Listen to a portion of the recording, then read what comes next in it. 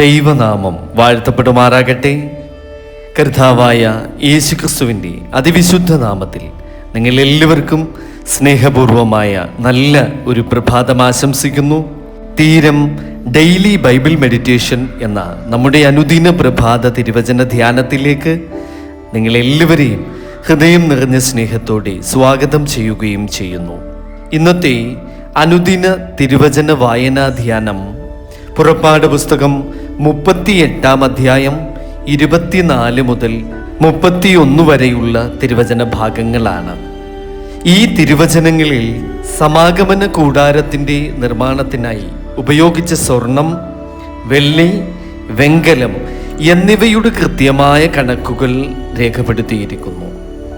ദൈവത്തിനു വേണ്ടി സമർപ്പിക്കപ്പെട്ട ഓരോ വസ്തുവിനും മൂല്യമുണ്ടെന്നും ഓരോ സമർപ്പണവും ദൈവം വിലമതിക്കുന്നുവെന്നും ഈ തിരുവചന ഭാഗം നമ്മെ പഠിപ്പിക്കുന്നു. ഇന്നത്തെ നമ്മുടെ ധ്യാന വിഷയം ദൈവത്തിനുള്ള സമർപ്പണം ഒരിക്കലും വെറുതെയാകില്ല എന്നുള്ളതാണ്. നമുക്ക് പ്രാർത്ഥിക്കാം. സർവശക്തനായ ദൈവമേ, ഈ മനോഹരമായ പ്രഭാതത്തിനും ജീവനുള്ള പ്രത്യാശയ്ക്കും അങ്ങേയ്ക്ക് സകല സ്തുതിയും മഹത്വവും അർപ്പിക്കുന്നു. അങ്ങയുടെ കരുണ ഓരോ പ്രഭാതത്തിലും പുതുക്കപ്പെടുന്നതിന് ഞങ്ങൾ നിന്നോട് നന്ദി പറയുന്നു. ഇന്ന് ഈ ധ്യാനം കേൾക്കുന്ന ഓരോ വ്യക്തിയെയും അവരുടെ കുടുംബങ്ങളെയും തമ്പുരാനെ അവിടുന്ന് അനുഗ്രഹിക്കണമേ. അവരുടെ ജീവിതത്തിൽ സമാധാനവും ആരോഗ്യവും ആത്മീയ വളർച്ചയും സന്തോഷവും നിറയട്ടെ. ഈ ദിവസം മുഴുവൻ അങ്ങയുടെ സാന്നിധ്യം ഞങ്ങളോട് കൂടെ ഉണ്ടായിരിക്കുമാറാകണമേ. ആമേൻ. പുറപ്പാട് പുസ്തകം 38-ാം അധ്യായം 24 മുതൽ 31 വരെയുള്ള തിരുവചന ഭാഗം. വിശുദ്ധ മന്ദിരത്തിൻ്റെ സകല പ്രവൃത്തിയുടെയും പണിക്ക് വഴിപാടായി വന്ന ഉപയോഗിച്ച പൊന്ന് വിശുദ്ധ മന്ദിരത്തിലെ തൂക്കപ്രകാരം ആകെ 29 താലന്തും 730 ശേഖലുമായിരുന്നു. സഭയിൽ ചാർത്തപ്പെട്ടവരുടെ വെള്ളി വിശുദ്ധ മന്ദിരത്തിലെ തൂക്കപ്രകാരം 100 താലന്തും 1575 ശേഖലുമായിരുന്നു. 20 വയസ്സു മുതൽ മേലോട്ട് പ്രായമുള്ളവരായി ചാർത്തപ്പെട്ടവരുടെ എണ്ണത്തിൽ ഉൾപ്പെട്ട 6,35,550 പേരിൽ ഓരോരുത്തന് ഓരോ ബെഖ വീതമായിരുന്നു. അത് വിശുദ്ധ മന്ദിരത്തിലെ തൂക്കപ്രകാരം അരശേഖലാകുന്നു. വിശുദ്ധ മന്ദിരത്തിൻ്റെ ചുവടുകളും മറശ്ശീലയുടെ ചുവടുകളും വാർക്കുന്നതിനും ഒരു ചുവടിന് 1 താലന്തു വീതം 100 ചുവടിന് 100 താലന്ത് വെള്ളി ചെലവായി. ശേഷിപ്പുള്ള 1555 ശേഖൽ കൊണ്ട് അവൻ തൂണുകൾക്ക് കൊളുത്തുണ്ടാക്കുകയും കുമിഴു പൊതിയുകയും മേൽ ചുറ്റുപടി ഉണ്ടാക്കുകയും ചെയ്തു. വഴിപാട് വന്ന താമ്രം 70 താലന്തും 2400 ശേഖലുമായിരുന്നു. അതുകൊണ്ട് അവൻ സമാഗമന കൂടാരത്തിൻ്റെ വാതിലിനുള്ള ചുവടുകളും താമ്രപീഠവും അതിൻ്റെ താമ്രജാലവും യാഗപീഠത്തിൻ്റെ ഉപകരണങ്ങളൊക്കെയും ചുറ്റും പ്രാകാരത്തിൻ്റെ ചുവടുകളും പ്രാകാരവാതിലിനുള്ള ചുവടുകളും തിരുനിവാസത്തിൻ്റെ എല്ലാ കുറ്റികളും ചുറ്റും പ്രാകാരത്തിൻ്റെ കുറ്റികളും ഉണ്ടാക്കി. ആമേൻ. ഹല്ലേലൂയ.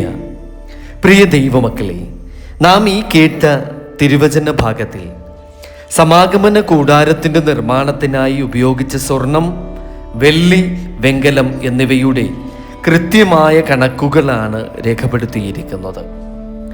ദൈവം ഈ കണക്കുകൾ തൻ്റെ വചനത്തിൽ രേഖപ്പെടുത്തിയത് ഒരു പ്രധാന സത്യം നമ്മെ പഠിപ്പിക്കുവാൻ വേണ്ടിയിട്ടാണ്. ദൈവത്തിനു വേണ്ടി സമർപ്പിക്കപ്പെട്ട ഒന്നും അവിടുന്ന് മറക്കുന്നില്ല. ജനങ്ങൾ അവരുടെ കഴിവനുസരിച്ച് സമർപ്പിച്ചു. ആ സമർപ്പണങ്ങൾ ദൈവത്തിൻ്റെ ആലയ നിർമ്മാണത്തിന് ഉപയോഗിക്കപ്പെട്ടു.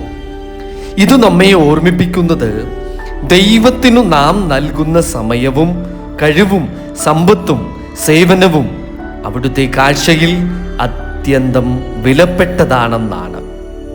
ദൈവം നമ്മുടെ സമർപ്പണത്തിൻ്റെ അളവല്ല നോക്കുന്നത്, അതിൻ്റെ പിന്നിലെ ഹൃദയമാണ് ദൈവം നോക്കുന്നത്.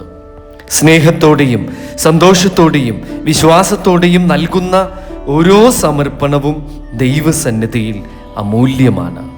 ഇന്ന് പലരും ദൈവത്തിന് എന്തെങ്കിലും നൽകുമ്പോൾ അതിന് ഉടനടി പ്രതിഫലം ലഭിക്കുമോ എന്ന് ചിന്തിക്കുന്നു.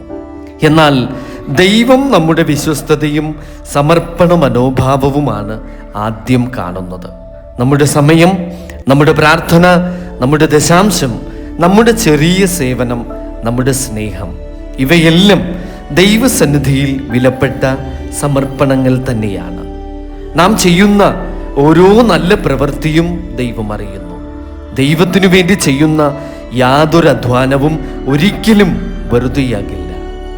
ഇന്ന് നമുക്കുള്ളതെല്ലാം നന്ദിയോടെ നമുക്ക് ദൈവത്തിന് സമർപ്പിക്കാം. ഒരു നിമിഷം നമ്മുടെ കണ്ണുകൾ അടച്ച് നമുക്ക് ദൈവസന്നിധിയിൽ പ്രാർത്ഥിക്കാം. സ്നേഹമുള്ള സ്വർഗസ്ഥ പിതാവാം ദൈവമേ, ഇന്നത്തെ തിരുവചനത്തിലൂടെ ഞങ്ങളോട് അവിടുന്ന് സംസാരിച്ചതിനായി ഞങ്ങൾ നിന്നോട് നന്ദി പറയുന്നു. ഞങ്ങളുടെ ജീവിതം മുഴുവനും അങ്ങേക്ക് സമർപ്പിക്കുവാൻ ഞങ്ങളെ അവിടുന്ന് പഠിപ്പിക്കണമേ. ഞങ്ങളുടെ സമയവും കഴിവും സമ്പത്തും അങ്ങയുടെ മഹത്വത്തിനായി ഉപയോഗിക്കുവാൻ ജ്ഞാനം നൽകണമേ. സ്വാർത്ഥതയിൽ നിന്ന് ഞങ്ങളെ വിടുവിക്കണമേ. സന്തോഷത്തോടെ നൽകുന്ന ഹൃദയം ഞങ്ങൾക്ക് നൽകണമേ. ഞങ്ങളുടെ കുടുംബങ്ങളെ അനുഗ്രഹിക്കണമേ. ഞങ്ങളുടെ ജോലികളെ അനുഗ്രഹിക്കണമേ. ഞങ്ങളുടെ സഭയെയും ശുശ്രൂഷകളെയും അവിടുന്ന് വളർത്തണമേ. ഞങ്ങളുടെ ജീവിതം അങ്ങയുടെ മഹത്വത്തിനുള്ള ജീവനുള്ള സമർപ്പണമായി തീരട്ടെ. ഞങ്ങളുടെ കർത്താവും രക്ഷിതാവുമായ യേശുക്രിസ്തുവിൻ്റെ നാമത്തിൽ പ്രാർത്ഥിക്കുന്നു. കൃപയോടെ കേൾക്കണം പിതാവേ. ആമേൻ. സ്തോത്രം. ഹല്ലേലൂയ.